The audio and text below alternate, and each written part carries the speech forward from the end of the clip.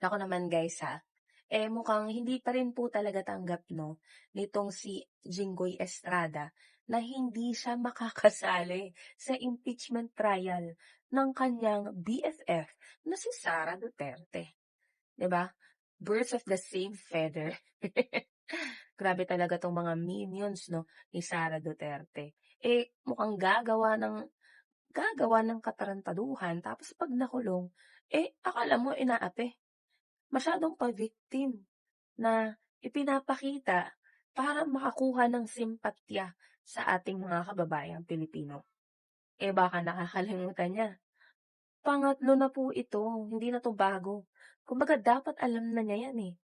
Hindi puwedeng mag-hold ng office dahil nakakulong ka. At saka ito baka hindi pa naibalita ng mga kasamahan niya diyan sa minority na hindi sila nagtagumpay na i-amend yung rules Kasi dapat kasi physically present pa rin sa plenaryo bago makaboto at makapag-participate. Siyempre nga naman 'di ba, kinasuhan ka.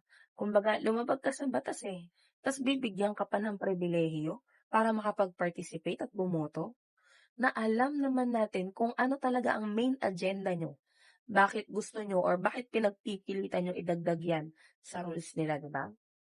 Tsaka ito kung ako sa kanya, asikasuhin niya na lang yung kaso niya. Sa defense na lang siya mag-focus. Huwag niya na masyadong isipin si Sara Duterte. Kasi, kumbaga, maraming menyos ang nag-aasikaso sa kanya, eh. Tsaka ito isa pa feeling ko walang pake si Sara Duterte sa kanya. Nakakalungkot naman, kawawa.